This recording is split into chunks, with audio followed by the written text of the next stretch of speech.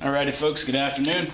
We're talking about comparing percents, decimals, and fractions. We're talking about where you have potentially different type of values and having to put an inequality symbol between to make the statement true. We can use symbols such as less than, greater than, equal to, but we may also see those symbols that look a little different. They look like a combination of a greater than sign and an equal sign. We call it greater than equal to. And we also have the less than equal to. These are signs that, according to a particular question, we may be called upon to use to describe these expressions. So if we take a look, we see that we have two different values here, and a hint that we're going to use for this type of skill is to make the units the same. So if you prefer to turn things into decimals, make everything look like a decimal. If you prefer to use percents, make everything look like a percent. I don't think many people will prefer to use fractions, but if you wish to do that, you could also do that. I'm gonna use decimals. That's my preference. If you like percents, then see me in class, and I'd be happy to work these examples in a different way so that it makes sense to you. Don't be afraid to ask, and don't be afraid to pause if you need to take notes or if you need to rewind something or fast forward something. We have 7/10 blank 1700ths. I want to convert the 7/10 to a decimal because I want that to agree with what this is so that I have a better idea place value wise what I'm looking at. And since the way you say that is the way you write it, I can just write it as 0 and 7/10.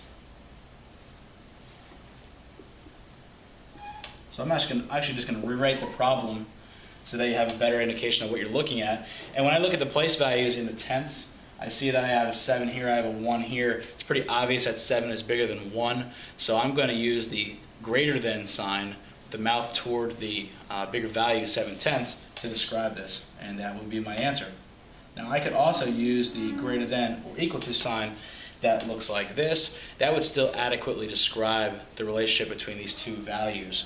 So you can use them interchangeably. So I will actually use them both like that, just so you can see them both in action. Another example here, we have 2 8/10 blank 208%. Again, I like this decimal. I don't like this percent. I want to turn that into a decimal. And if I use one of the skills that we talked about, I would be moving a decimal point from the end of this whole number percent 2 places to the left. And I'm going to do that directly in the problem, 1, 2, and that should actually be 2 8/100ths. Now, if this is 2 8/10ths, those are two different values.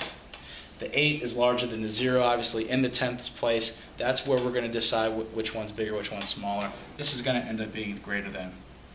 But remember also that you could use the greater than or equal to sign to describe that. I'm going to work my way down here. I have 23%, I have 32 hundredths, and sometimes you can get a little clue or an indication as to what symbol you need to use without doing the work. And I look at this and I see that this to me looks bigger because that's a 32, that's a 23. I'm not sure, so I'm going to convert anyway. I want to check my work. Okay, I'm not satisfied with just doing my work in my head. I need to show my work. I need to see the work. Just to be the teacher for a second, I need to see the work. I want you to see your work as well. And if there's something to correct, I want you to go back to something and fix something, because that's a symbolic gesture. It may also stick in your brain a little longer. So I'm going to convert this, just like I did this example, move it 2 places to the right. We're talking about the decimal point. And I'm going to move it twice. And this comes out to 0 and 23 hundredths. My little circle there. And 0 and 32 hundredths. If you had the choice of having 23 cents in your pocket or 32 cents in your pocket, which one would you pick? Obviously, you're going to pick the 32 cents. So that's going to be my greater value, but I have to describe this in terms of how it's written, so I'm going to say that 23 hundredths is less than 32 hundredths. And I'll put that additional symbol up here so you can keep note of that. They mean the same thing. They're just a different way of writing it, and we'll talk more later on this year about how those symbols are more useful in algebra.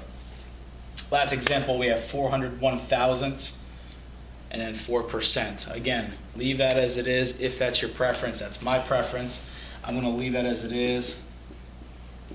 Put my little circle symbol there, and I'm going to turn this into a decimal. 1, 2 places. There's my decimal point. There's a blank there. What goes in the blank spot?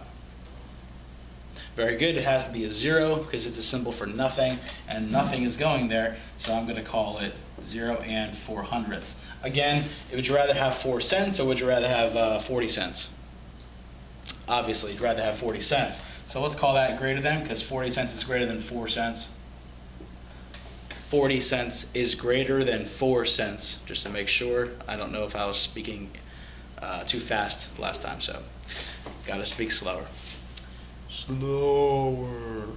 Anyway, I think we have a good set of examples here. I'll leave you to pause and to ask questions, give me some feedback, and if I can clarify this in class, let me know. But remember, make things look the same, make things basically speak the same language.